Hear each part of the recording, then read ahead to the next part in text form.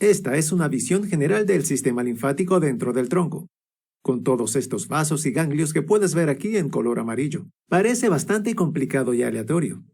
Pero descuida, la idea de este tutorial es acompañarte y mostrarte que no es tan complicado ni tan aleatorio como parece. El sistema linfático cumple algunas funciones muy importantes en el cuerpo, pero antes de profundizar en su anatomía y sus funciones, es necesario entender por qué tenemos este sistema en primer lugar. Para lograr esto, primero tengo que llevarte a un nivel celular. Aquí podemos ver una sección de tejido corporal desde un microscopio.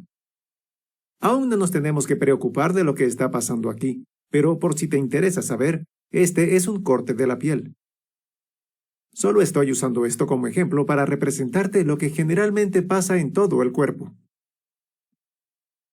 Todas estas pequeñas manchas moradas que ves aquí son los núcleos de células individuales, y el espacio blanco entre cada una de ellas es conocido como espacio intersticial. Este espacio está lleno de un líquido conocido como líquido intersticial. Este líquido se compone de plasma, linfocitos u otros leucocitos, productos de desechos de células cercanas y muchas otras sustancias, dependiendo de en qué tejido nos encontremos.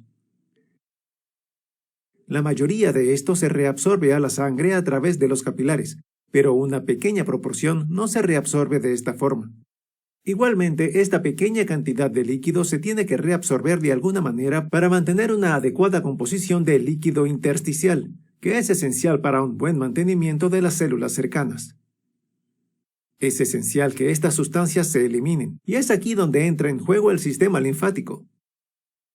Este sistema básicamente actúa como un grupo de retorno alternativo para las sustancias que se quedan atrás del resto del sistema circulatorio y, como veremos, también tienen un rol importante en el funcionamiento normal del sistema inmune. Sin más preámbulos, continuemos con el tutorial, donde veremos la función, estructura y organización del sistema linfático. Empecemos analizando la función con más detalle. Como les acabo de mencionar, el sistema linfático principalmente elimina el líquido tisular de los espacios intersticiales, al igual que las sustancias que no pueden ser reabsorbidas por los capilares venosos. El sistema linfático principalmente elimina el líquido tisular de los espacios intersticiales, al igual que las sustancias que no pueden ser reabsorbidas por los capilares venosos. También devuelve los linfocitos o demás leucocitos de los órganos linfáticos a la corriente sanguínea. Esto es muy importante para el funcionamiento apropiado del sistema inmunológico. Además, el sistema linfático también se lleva los lípidos y otras grasas provenientes de los alimentos en los intestinos. Estas grasas se llaman kilomicrones y el sistema linfático sirve para llevarlos a otras partes del cuerpo donde se procesan todavía más.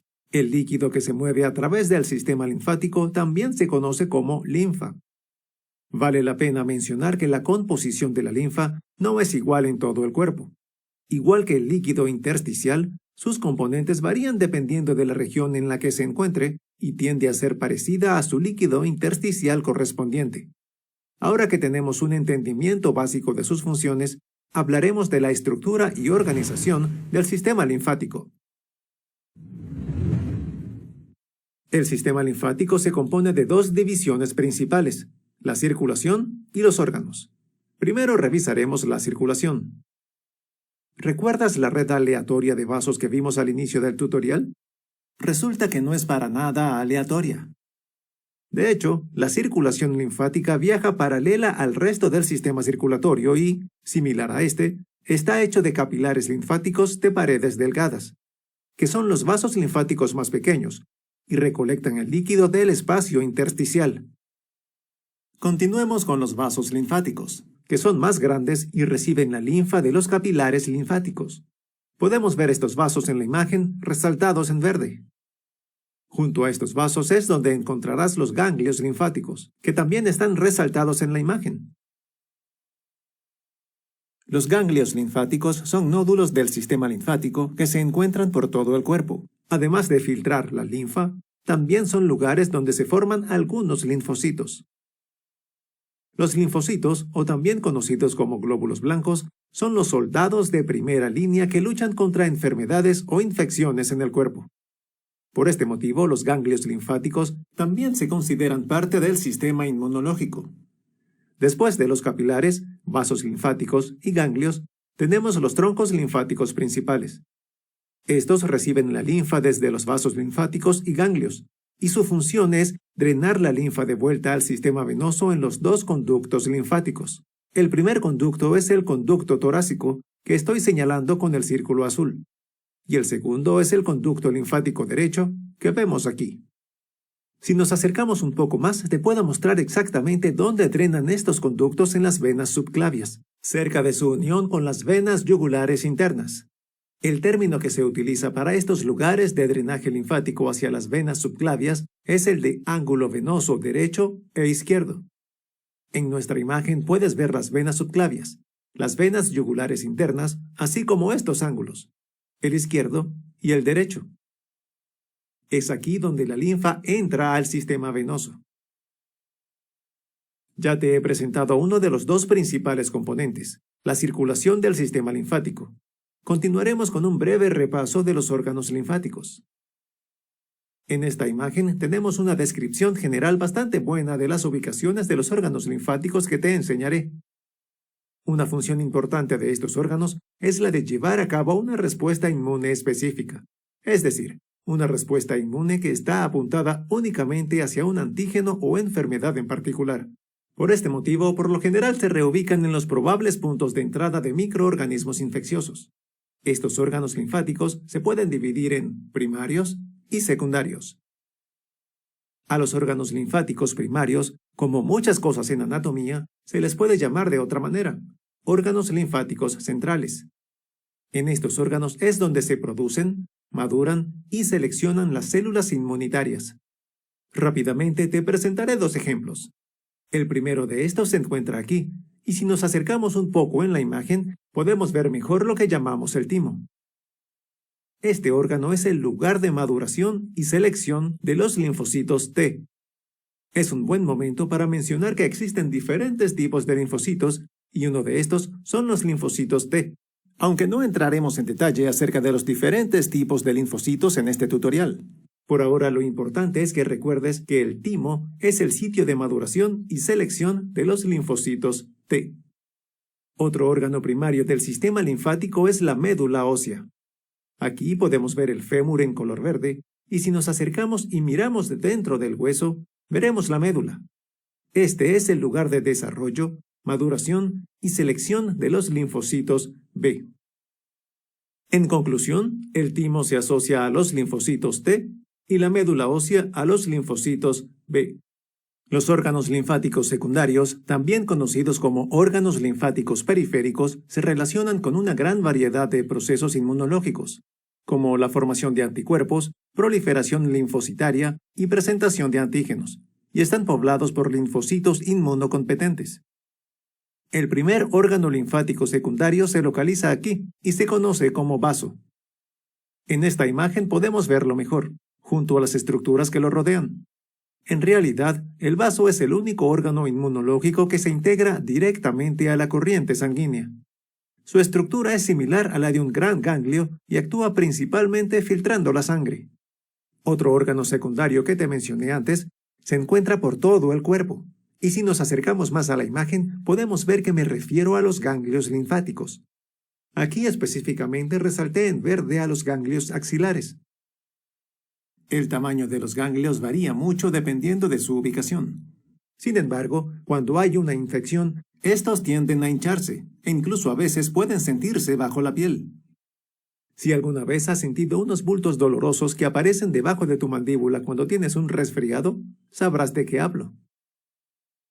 Continuemos con el anillo linfático faríngeo o de Waldeyer. Este se encuentra justo aquí, en el círculo azul, y es el nombre que se le da al conjunto de estructuras que se conoce comúnmente como tonsilas. Desafortunadamente, algunas veces consumimos cosas que pueden ser malas para nosotros. Como probablemente sabes, los bebés se llevan todo, incluso las cosas más desagradables, a la boca, y esta puede ser en parte la razón por la que desarrollamos estos órganos linfáticos. Específicamente, el anillo linfático faríngeo incluye la tonsila faríngea, que es la estructura más arriba en color verde, y las tonsilas palatinas, que son las estructuras del medio, también en verde. Debido a su ubicación, estas tonsilas son relativamente fáciles de ver, como puedes notar en esta imagen. Por último, tenemos la tonsila lingual, que se encuentra en la parte de atrás de la lengua, como podemos ver aquí en esta estructura de abajo en verde. Finalmente, el último órgano del sistema linfático que te presentaré hoy es el tejido linfoide asociado a las mucosas o MALT, por sus siglas en inglés, que se encuentra en las superficies de las mucosas. En la imagen de la derecha podemos ver la tonsila lingual y los parches en verde representan el tejido linfoide asociado a las mucosas. Este tipo de tejido linfático se encuentra por todas las superficies mucosas del cuerpo y se nombran de acuerdo a su ubicación. Por ejemplo, el tejido linfoide asociado a los bronquios, o BALT, por sus siglas en inglés, se encuentra en los pulmones, y el tejido linfoide asociado a la mucosa gastrointestinal, o GALT, por sus siglas en inglés, se encuentra en los intestinos. Aquí también es donde se encuentran los ganglios linfáticos agregados, o placas de Peyer, y el apéndice vermiforme, que es esta estructura retorcida resaltada en verde. Para terminar el tutorial, quiero darte un rápido resumen de lo que hemos visto en este video.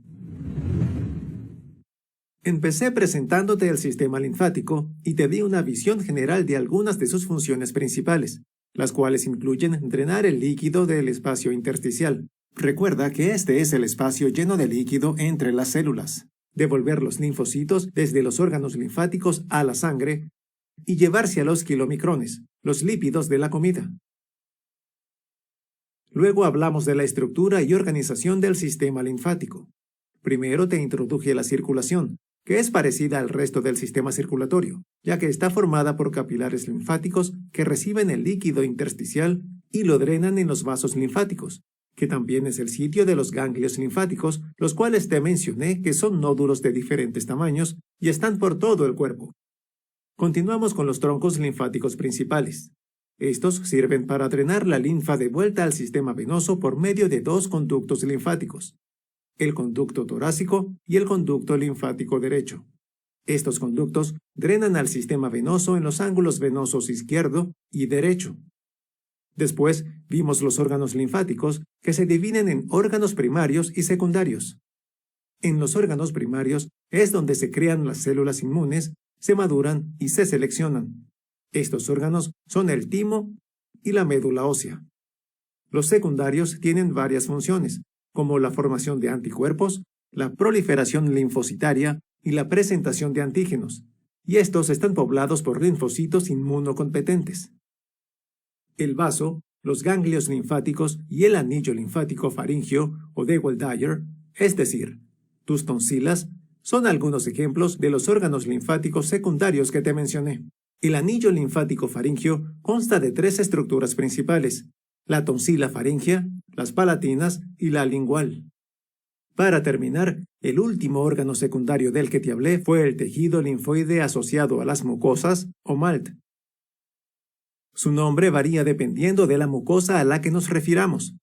Por ejemplo, el tejido linfoide asociado a la mucosa gastrointestinal, o GALT, y es aquí donde encontramos a los ganglios linfáticos agregados y al apéndice vermiforme, como puedes ver aquí. Con esto concluimos el tutorial de hoy para presentarte al sistema linfático. Espero que te haya servido y gracias por acompañarnos.